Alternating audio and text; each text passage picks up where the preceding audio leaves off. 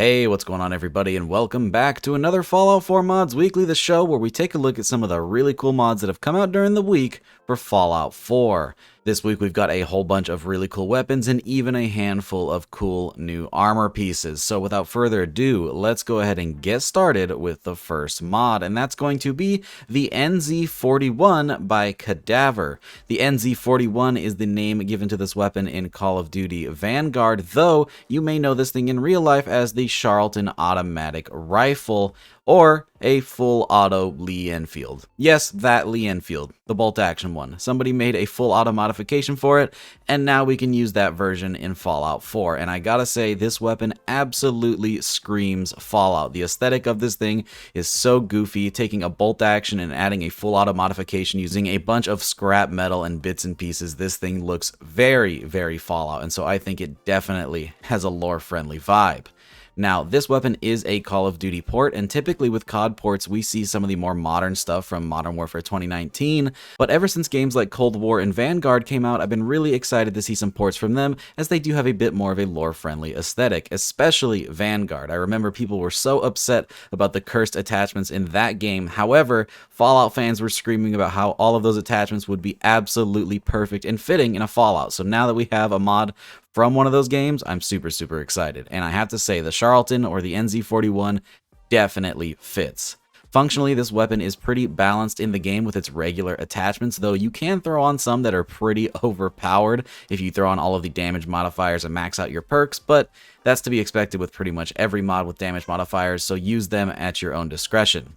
This weapon does have a ton of customization, not only in regards to attachments, but also the optional files. This thing has support for see-through scopes, tactical reload, the side aim framework, which allows for canted sights, and it even has a patch for leveledless integration, so you can find this thing out in the world. By default, this weapon is craftable over at the chemistry station. However, with the leveledless patch, you can find it on Gunners and Raiders after level 20. And all of these details are just scratching the surface. There's a lot going on with this weapon, too much to cover in a small segment on Mods Weekly, so I fully intend to give this thing its own breakdown in its own video, which should be going up sometime tomorrow. So if that's something you're interested in, stay tuned, as I will be having that up as soon as possible. Definitely an excellent mod and excellent work by Cadavver, and with that, let's move on to the next one.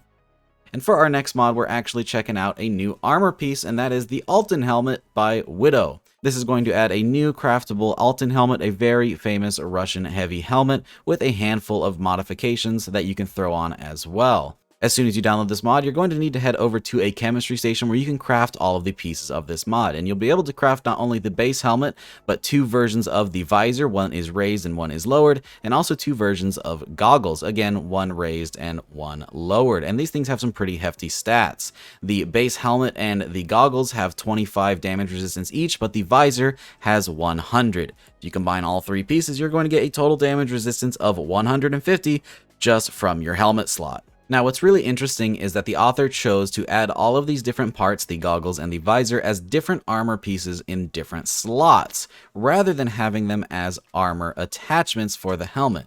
And what's really cool about that is that you can mix and match these parts with other helmets. Now, they're not always going to look perfect, as none of these mods were made to play well together, but if you throw on, say, a gunner helmet from the gunner outfit pack, or even just a regular old combat helmet from the vanilla game, you'd be surprised how well some of these pieces work together.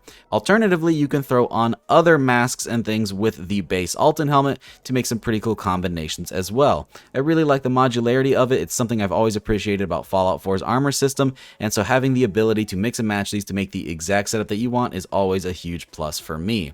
This may be a simple helmet mod, but it's a helmet that a lot of people really like, and I think the way that it was implemented is very interesting and very unique, and again, allows for some greater user customization, which I really appreciate. Up next, we actually have another armor piece, and that is known as Tactical Concealment, Caps and Nets by Aogara. This is going to add a new armor piece craftable over at the chemistry station, known as the Tactical Net. This is a heavily customizable new headpiece that will allow you to add some cool ghillie and concealment to your character. It's going to be a combination of a hat and ghillie net with a lot of options over at the armor workbench, including the ability to change the style of the hat from a flat military cap into sort of a baseball cap style. You can change the amount of ghillie netting that you have. You can have it from shoulders all the way up to your head. You can have it just be the shoulders, or you can remove the ghillie altogether just to have the neat hat. And then finally, you have a ton of camo options as well. And these only affect the hat, but there are a lot of them. There's a ton of different camo patterns, as well as a bunch of flat colors that you can pair with different armors, and some of them are even based on the factions, like the Minutemen, Railroad, or Brotherhood of Steel. Now, unlike the last mod, you're not going to be able to mix and match this a ton with different headpieces. However, it does pair nicely with a lot of different armor mods out there. In my testing, I found that it pairs very, very well with the Minutemen outfit pack. Not only do the base colors fit really cool together, there's also a ton of camo customizations for both mods, and they share a lot of the same camo patterns, which makes them work pretty well together. And honestly, I think the ghillie suit complements the militarized Minutemen outfit pack pretty well.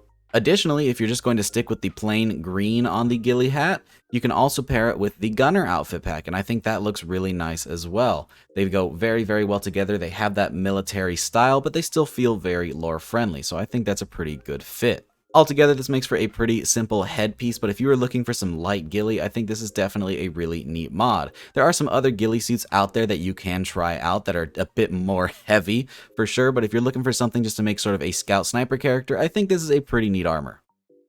Up next, we have another weapon mod, or at least sort of, and that is known as the LSW Gun Kit by OCZ, or Ophelia Nyoma. This mod is actually a set of attachments that allow you to make conversion kits for a handful of the vanilla weapons that will sort of turn them into completely new weapons. The weapons included in this mod are the vanilla assault rifle, the vanilla combat rifle, and the deliverer. Now, what these mods are actually going to do is not only change some of the stats of the weapon, but also change their aesthetics greatly. In the case of the assault rifle, it completely changes up the profile of the weapon to add a much sleeker look and a lot more wood furniture. Definitely feels very lore friendly and still adds a completely new style to that vanilla assault rifle. A weapon that I know is hated by a lot of people out in the community. Having another change up for it is really, really nice. And what's interesting is it actually pairs pretty well with other mesh replacers like my MG69 mod. For the combat rifle, you do have a handful of different attachments, including some newly added magazines, barrels, receivers, lots of stuff for the combat rifle. It definitely has the most customization in this pack. And you can do some really cool things, including some full wood furniture. You can turn this thing into practically an LMG with a box mag and carry handle and a huge support barrel. You can do a lot of really cool stuff with the combat rifle. As for the deliverer, this thing just fleshes it out in ways that it was not in the vanilla game. The vanilla deliverer had a serious lack of attachments, and this mod definitely helps to fix that. There's a handful of new slides you can throw on the weapon that will change the profile of it. There's a couple of new muzzle devices, including muzzle brakes and compensators, which the deliverer had none of in the base game. There's a new huge extended mag and even a new barrel. So definitely some really cool stuff for the deliverer, as that is a very underappreciated weapon in the vanilla game. As far as I can tell, none of these attachments are added to the leveled list, so you won't find them spawning out in the world, but if you pick up any of these vanilla weapons in your game, you can instantly modify them to any of these new configurations. They're pretty neat, definitely adds a cool new aesthetic to the game, but still feels very lore friendly. So good work, and I can't wait to see which weapons get touched on next. And finally, that takes us to our last mod, which is another weapon mod, and that is the Modern Warfare AS-Val by Warfighters Workshop. This is going to be yet another COD port of the Modern Warfare AS-Val, one of my favorite weapon platforms, and this includes a ton of customization. Lots of different aesthetic changes that you can make over at the weapons workbench. This weapon is sadly not added to the leveled list, but hopefully we will see a patch soon. Instead, you're going to have to craft this thing over at the chemistry station. This weapon features a ton of attachments from the Call of Duty Modern Warfare 2019 title, including some of its different blueprint variants, and of course a ton of camo options. Pretty much every camo that was in Modern Warfare has been included in this mod.